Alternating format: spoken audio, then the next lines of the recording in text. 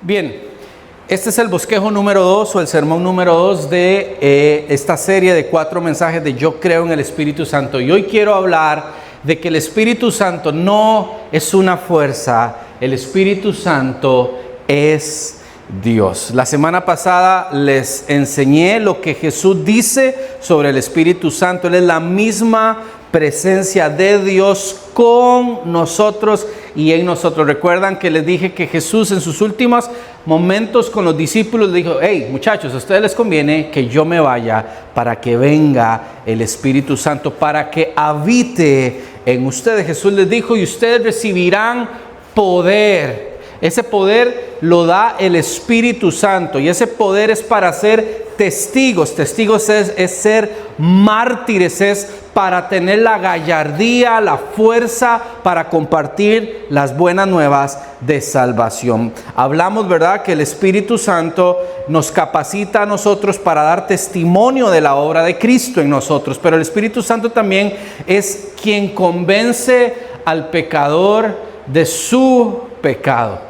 Si usted tiene la capacidad en su interior de decir: híjole, he pecado contra Dios, eso es porque el Espíritu Santo que mora en ti y en mí nos dice a nosotros: hey, ojo, lo que estás haciendo no está bien. Ese es el Espíritu Santo que nos redarguye de todo pecado. Y el Espíritu Santo conduce a cada creyente a vivir vidas que glorifiquen el nombre de Dios. Hoy quiero enseñarles lo que la Biblia dice sobre el Espíritu Santo. Pero de nuevo, desde ya quiero aclarar que no voy obviamente a cubrir todo lo que la Biblia dice del Espíritu Santo, porque en un sermón, en un mensaje de 30 minutos no se puede hablar. Ni siquiera en toda la serie de 4 mensajes pudiera yo cubrir todo lo que la palabra dice del Espíritu Santo. Así que les pido paciencia y que por favor vayan conmigo paso a paso. Entonces, ¿qué dice la Biblia sobre quién es y qué hace el Espíritu Santo? Cuando estudiamos la Biblia, hermanos y hermanas, observamos inmediatamente el énfasis que pone el Antiguo Testamento en la obra de Dios Padre. Y los evangelios ponen un énfasis, Mateo, Marcos, Lucas y Juan, el énfasis en qué está, en la obra que hizo Jesús, ¿verdad? Cómo caminó Jesús, los milagros, los prodigios, las enseñanzas de Jesús. Y desde Pentecostés a la fecha, el énfasis está puesto en la obra de Dios a través del Espíritu Santo. Sin embargo, la Biblia también nos dice que el Espíritu Santo ha estado presente y ha estado trabajando, ha estado obrando desde el principio, a lo largo de toda la historia. Y la primera referencia la tenemos al puro principio del texto bíblico, ¿verdad? Dice Génesis capítulo 1 versículo 2, dice: y el Espíritu de Dios se movía sobre la superficie de las aguas. Entonces, desde el puro inicio, hermanos, el Espíritu Santo ha estado involucrado, ¿verdad? Y esto es importante que nosotros lo entendamos. Los cristianos, tú y yo, debemos ser humildes en cuanto a nuestras limitaciones intelectuales para tratar de explicar y entender el gran misterio de la Trinidad, que es la Trinidad: Dios Padre, Dios Hijo y Dios Espíritu Santo. Es un misterio y hay cosas que son difíciles de explicar y son difíciles de entender, pero por la fe en el Hijo de Dios y en su palabra es que abrazamos esta doctrina fundamental. Y es mi intención que al avanzar, ¿verdad?, en lo que vimos de la serie de Yo creo en Jesús y ahora lo que vemos en la serie de Yo creo en el Espíritu Santo, es que nuestra comprensión y nuestra fe en la palabra y en Cristo Jesús vaya madurando. Diga conmigo: yo tengo que... Vamos a ver, yo, como si hubiera tomado café antes de venir aquí, yo tengo que madurar. Todos tenemos que madurar. En el Evangelio no podemos, ¿verdad?, seguir repitiendo primer grado toda la vida. No, hermanos, tenemos que avanzar, tenemos que crecer, ¿verdad? Y es a través de la palabra que maduramos. Entonces, lo primero que quiero enseñarles en los siguientes minutos es que la Biblia la Biblia nos enseña del continuo obrar del Espíritu Santo. Es el primer punto, corazón. La Biblia nos enseña el obrar continuo del Espíritu Santo. Y lo primero es que quiero que veamos brevemente la obra del Espíritu Santo a lo largo del Antiguo Testamento. Hay gente que cree que el Espíritu Santo no se manifestó en el Antiguo Testamento, pero sí lo hizo. De hecho, lo acabamos de ver en Génesis, que Él se movía sobre las aguas antes de la fundación del mundo y se mostró activo durante todo el Antiguo Testamento. Estuvo en la creación del mundo, estuvo en el pueblo de Israel, guiándolos, liberándolos por medio de jueces, de profetas, de reyes y otros, y anunció el día del futuro en el que habría de venir el Mesías, Cristo Jesús. ¿Verdad? Cuando uno ve, por ejemplo, la historia de Sansón, la fuerza que venía de Sansón era el Espíritu de Dios que se posaba sobre ese hombre, y él tenía una fuerza sobrenatural, como el hombre increíble, como Hulk, ¿verdad? Como en las películas. Ese era el mismo poder que venía sobre Sansón, pero a causa, dice la palabra en Jueces, que por el continuo pecado de Sansón, dice que el Espíritu de Dios que se apartó de Sansón. Ese es el Espíritu Santo. Es el Espíritu Santo. Y así hay diferentes versos, ¿verdad? Que por cuestiones de tiempo no puedo tal vez entrar tan a fondo. Ahora, también vamos a ver la obra del Espíritu Santo a lo largo del Nuevo Testamento, empezando, por ejemplo, por los 4 evangelios, ¿verdad? La obra del Espíritu Santo se concentró alrededor de la persona de Jesucristo, ¿verdad? Si usted lee Lucas capítulo 1:35, ¿verdad?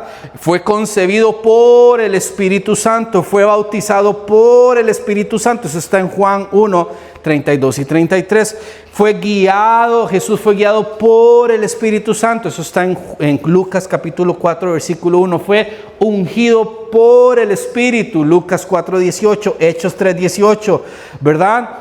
Y así les puedo seguir leyendo, ¿verdad? Hechos 1:2, se ve donde Jesús promete enviar al Espíritu Santo, ¿verdad? Y en Hechos 1 vemos la promesa cumplida durante la fiesta del Pentecostés, Hechos 2, ¿verdad? Y a partir de ahí todo el libro de los Hechos, ¿verdad? Lo conocemos como el libro de Hechos se conoce como el libro de los apóstoles, pero debería ser conocido como los Hechos del Espíritu Santo, porque fue la obra del Espíritu Santo a través de hombres y mujeres de Dios que entendieron que Dios había enviado su Espíritu para trabajar a través de la iglesia del Señor. Pero también hablamos de la obra del Espíritu Santo en la actualidad. El Espíritu Santo sigue trabajando activamente y eso es una buena noticia, hermanos. Usted y yo no estamos esperando la venida del Espíritu Santo. El Espíritu Santo ya vino. El Espíritu Santo mora en cada uno de nuestros corazones. ¿Están conmigo acá? ¿Verdad? Y se nos fue dado a todos los creyentes en Cristo Jesús, ¿para qué? Para vivir vidas que glorifiquen a Dios. Y el Espíritu Santo sigue trabajando en el mundo, en la comunidad, entre los no creyentes, para guiarlos a creer en Jesús, quien es el camino, la verdad y la vida. Ahora, el punto 2 es, la Biblia nos enseña algunas diferencias en cómo el Espíritu Santo trabajó en el Antiguo Testamento y en el Nuevo Testamento. Y hay 3 expresiones usadas, y esto es para que usted y yo crezcamos en nuestra doctrina y que entendamos cómo trabajó el Espíritu Santo en el Antiguo Testamento.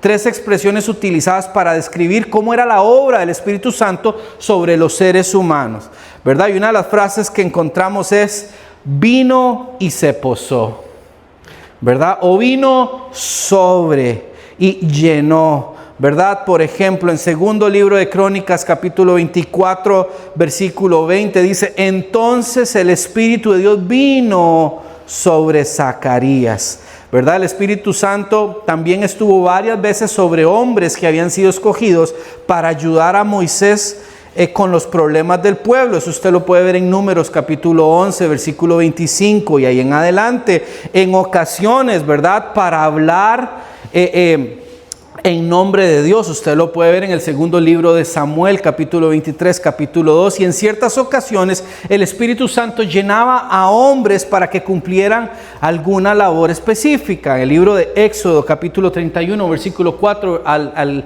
3 y 4. 31, 3 y 4 hablan de eso. Entonces, hermanos, lo que quiero explicar con esto es que la presencia del Espíritu Santo en el Antiguo Testamento era temporal. Se apartaba cuando los hombres pecaban o cuando habían terminado la tarea que Dios les había encomendado. Entonces el Espíritu Santo venía, llenaba, hacía la obra que tenían que hacer y se iba. Y en el caso de Sansón sucede que Sansón, a causa de su pecado, el Espíritu Santo se aparta de él. ¿Se acuerdan del rey Saúl? ¿Qué pasó con el Espíritu de Dios? Se aparta a causa de la desobediencia, del orgullo del rey Saúl. Vean que el Salmo 51, este es un salmo precioso. Permítame leerlo. Salmo 51. El rey David, que tenía un corazón inclinado ante Dios. Vea lo que dice. Yo sé que usted ha leído este salmo. Dice, versículo 10, Dios mío. Este es David haciendo un clamor a Dios. Él dice, Dios mío, crea en mí un corazón limpio. Dice, renueva en mí un espíritu de rectitud. Versículo 11, aquí es donde quiero que veamos. Dice, no me despidas de tu presencia. Dice, ni quites de mí tu santo Espíritu. Ese es el Espíritu de Dios, es el Espíritu Santo, ¿verdad? En Primera de Samuel capítulo 16, 14 vemos cómo el Espíritu Santo, a causa del orgullo, la soberbia y la independencia de Saúl de querer hacer lo que le da la gana, el Espíritu Santo se aparta de él y Dios desecha a Saúl como rey de Israel. Entonces, en el punto anterior, hermanos, también ya vimos un poquito acerca de la obra del Espíritu Santo en el Nuevo Testamento. Y antes de ascender a los cielos, Jesús promete que el Espíritu Santo vendría y esa promesa se cumple en Pentecostés. Y a partir de ese día, la venida del Espíritu Santo marca un hito crucial en la manera en que Dios se relaciona con nosotros los seres humanos, porque ahora hay una diferencia entre lo que sucedía en el Antiguo Testamento que acabamos de ver y lo que nos iba a tocar a nosotros, porque la morada del Espíritu Santo ahora iba a ser permanente. Diga conmigo, permanente. En el Antiguo Testamento venía, se posaba sobre algo, hacía la obra y se iba, o ese alguien pecaba y el Espíritu Santo se apartaba, pero Jesús dice, a ustedes les conviene que yo me vaya para que venga otro, el Paracletos, el Consolador, el Consejero, el Ayudador, la doble fracción, véalo como usted quiera. Es el Espíritu Santo.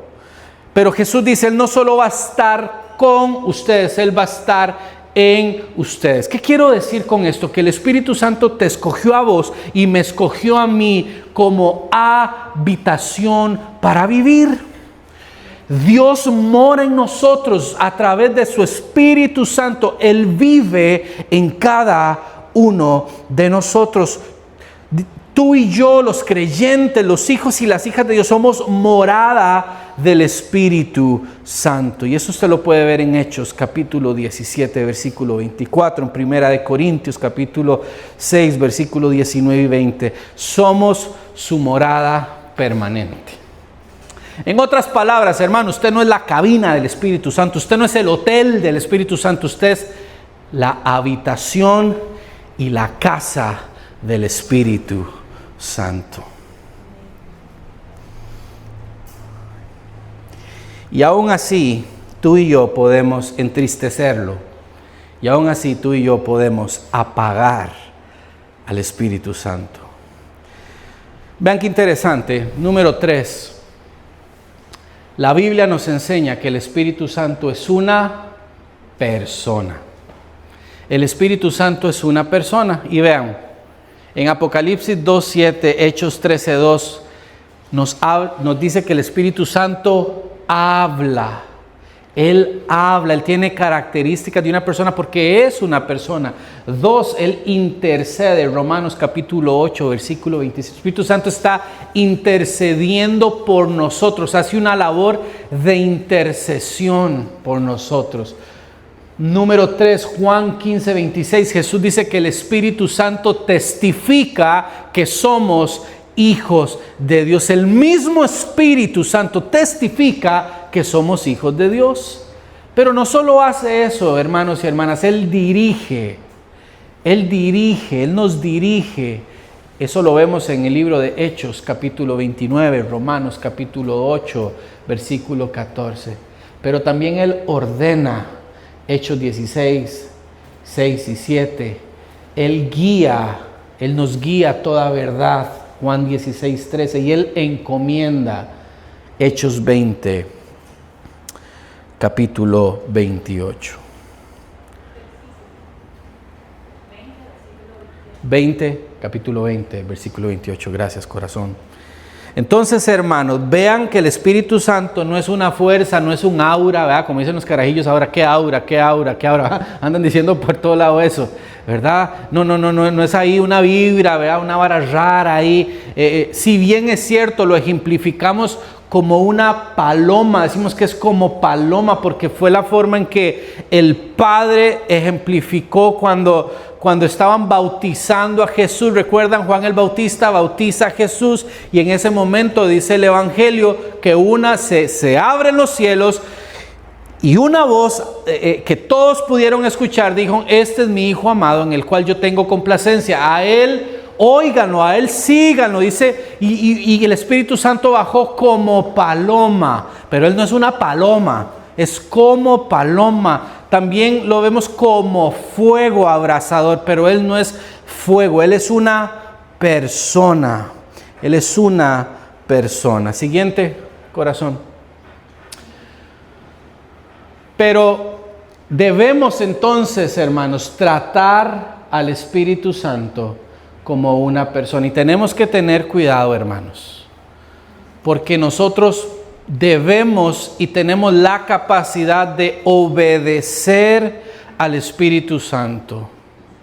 Hechos capítulo 8, versículo 29, 30, capítulo 10, 19, 21 nos hablan de eso. Me encantaría irme y ir parando en cada versículo, pero saldríamos a las 10 de la noche, hermanos, y no es la idea. Lo que hoy quiero darles a entender, esto es como un abrebocas de que tomemos conciencia que el Espíritu Santo no es una palomita linda que vemos en un dibujo. Él es una persona que quiere relacionarse contigo y conmigo y que mora en cada uno de nosotros. Y como persona, hermanos, podemos herir los sentimientos del Espíritu Santo, porque podemos mentirle al Espíritu Santo. Podemos resistir al Espíritu Santo. Cuando usted escucha una palabra, cuando usted tiene una impresión en su corazón que algo te está diciendo: hey, no hagas eso porque eso no es correcto, y tú insistes deliberadamente en tu pecado, en tu rebelión, te estás resistiendo a lo que el Espíritu Santo te está hablando. Y tenemos, hermanos, que estar conscientes. Podemos afrentarlo, podemos insultarlo y podemos despreciarlo. Podemos blasfemarlo con nuestra forma de vivir, con nuestra forma de pensar. Y este es el que yo creo que más me llega, hermanos, lo que dice Efesios, capítulo 4, versículo 30.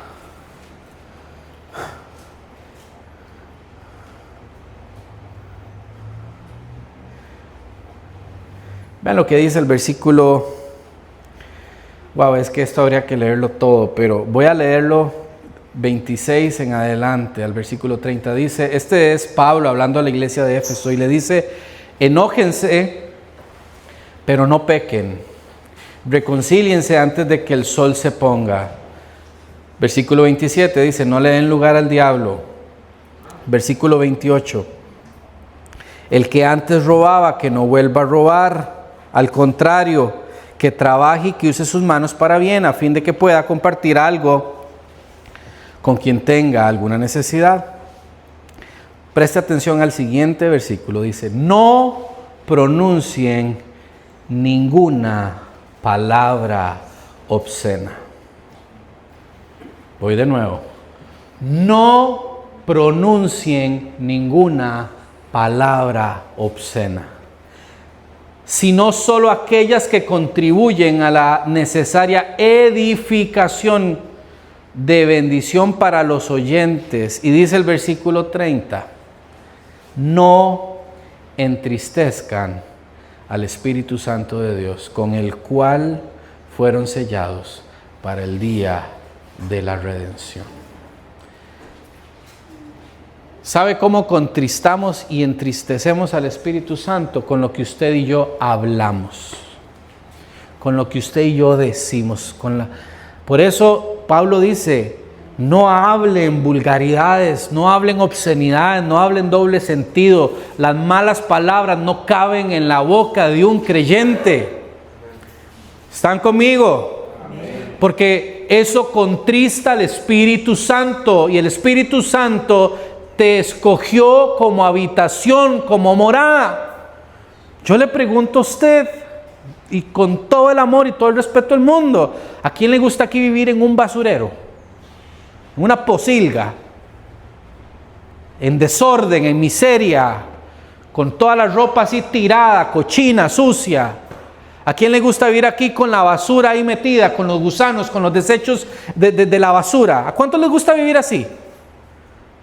Por favor, respóndanme. No, a nadie le gusta vivir así. Pues así es como ponemos nuestro corazón cuando empezamos a abundar en las malas palabras, en la obscenidad, en el doble sentido, en la vulgaridad, y contristamos al Espíritu Santo de Dios que mora en nuestros corazones. ¿Están conmigo? Entonces, hermanos, todas estas características y emociones son propias de una persona. El Espíritu Santo, hermanos, no es una fuerza impersonal, no es una luz, no es como la gravedad, no es como el magnetismo. No. Él es una persona, pero no es cualquier persona, hermanos. Él es Dios. El Espíritu Santo es Dios. Él es parte de la Trinidad. Dios Padre, Dios Hijo y Dios Espíritu Santo. Y ese es lo cuarto que quiero compartir en esta tarde. El Espíritu Santo es Dios, y a lo largo de las Escrituras vemos con toda claridad que el Espíritu Santo es el mismo Dios, y los nombres y los atributos con los que se le identifican a Dios, estos nos enseñan acerca de la naturaleza y la obra del Espíritu Santo. Veamos brevemente algunas formas en que vemos el Espíritu Santo durante todo el curso de la historia de la palabra. Vean, el Espíritu de Dios, el Espíritu del Señor, el Espíritu de nuestro Dios, el Espíritu del Señor Jehová, el Espíritu de su Padre, el Espíritu del Dios viviente, el Espíritu de Jesucristo. Todos esos son el Espíritu Santo trabajando activamente en el Antiguo Testamento, en el Nuevo Testamento y hoy activamente en su iglesia. En ti y en mí, el Espíritu Santo, el Espíritu de Dios.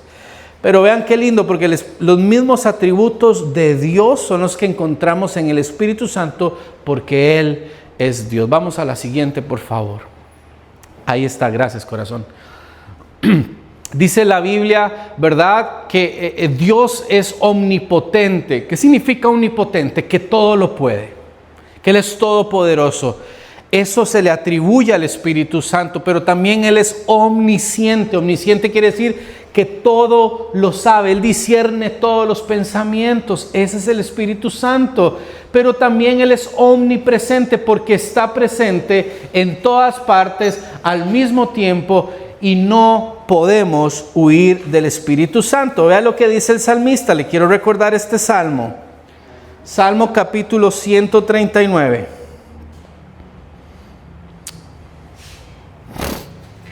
Versículo 7. Dice el salmista: ¿a dónde puedo esconderme de tu espíritu. ¿Cómo podría huir de tu presencia? Si yo subiera a los cielos, ahí tú estás.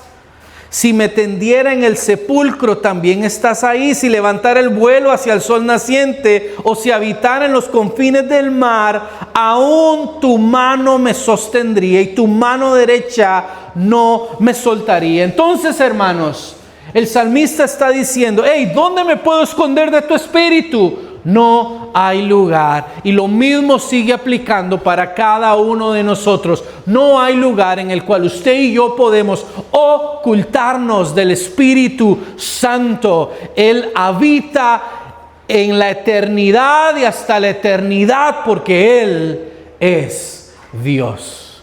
Por eso Él es eterno. Por eso Él es santo, por eso Él es creador, porque Él estuvo presente desde el principio. Dice: en el principio el Espíritu de Dios se movía sobre las aguas.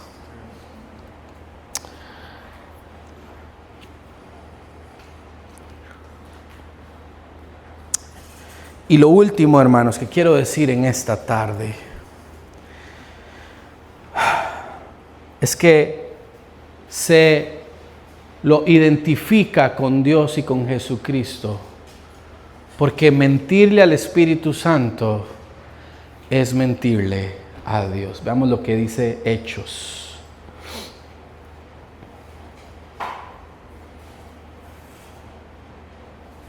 Capítulo 5.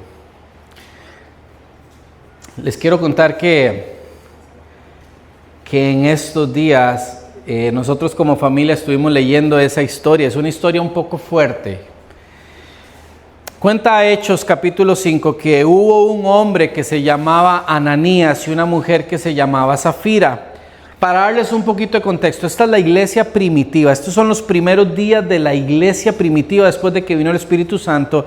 Y parte de esa llenura, esos nuevos nacidos en Cristo Jesús que abrazaron la fe y el Evangelio, la gente empezó a vender todo, hermano. La gente empezó a vender los lotes, empezaron a vender terrenos, empezaron a vender pertenencias, y con ese dinero ellos bendecían a la gente que tenía menos. Esa era la característica de la iglesia primitiva. Pero cuenta esta historia que hubo un hombre que se llamaba Ananías junto a su esposa Zafira, que vendieron un terreno. Y todo bien con eso. Ellos venden el terreno. Pero dice aquí el versículo, dice: y con el consentimiento de ella, Ananías sustrajo algo del dinero que recibió. Así que solo llevó una parte y la entregó a los apóstoles. Entonces Pedro le dijo: Ananías, ¿por qué le permitiste a Satanás que entrara en ti para mentirle al Espíritu Santo y sustraer parte de tu dinero? ¿Acaso el terreno no era tuyo? Y si lo vendías, ¿acaso no era tuyo el dinero? ¿Por qué decidiste hacer esto? No le has mentido a los hombres, le has mentido a Dios. ¿Cuál fue el problema aquí, hermanos? El problema no fue que el hombre y la mujer vendieran el terreno y se dejaran una parte. Como le dice Pedro, de ahí el terreno era suyo. Y si usted quería dejarse toda la plata, gusto que usted se podía dar. El problema es que usted quiso engañar a Dios. Quiso engañar a Dios. Dice: quisiste mentirle al Espíritu Santo. Ve, hermanos, nosotros no podemos engañar a Dios. Dios no puede ser burlado. El Espíritu Santo no puede ser burlado. Usted y yo podemos venir aquí y poner la mejor cara de santificados, de que no cometemos pecado, que aquí nadie va al baño, que aquí nadie amanece con lo que sea. Pero usted y yo no podemos engañar a Dios. Usted sabe qué fue lo que le pasó a este hombre. Ahí mismo cayó muerto. Dice: al oír estas palabras, Ananías cayó muerto. y todos los que se enteraron les entró miedo. Entonces dice la Biblia que los jóvenes lo levantaron, lo envolvieron, lo sacaron y lo sepultaron. Y más tarde, 3 horas después, vino su mujer sin saber lo que había sucedido. Y Pedro le dijo, dime, ¿vendieron ustedes el terreno a ese precio? Y él le respondió, sí, en ese precio. Entonces Pedro le dijo, ¿por qué se pusieron de acuerdo para poner a prueba el Espíritu del Señor? Mira, aquí vienen los que fueron a sepultar a tu marido y a ti te sacarán también. Y ahí cayó muerta esa mujer, porque deliberadamente quisieron mentirle y engañar al Espíritu Santo. Entonces, hermanos, al Espíritu Santo no se le miente, porque es mentirle a Dios. El que tiene al Espíritu Santo tiene a Dios. Vea lo que dice Primera de Corintios, y vamos cerrando. Primera de Corintios, capítulo 3, versículo 16. Dice así: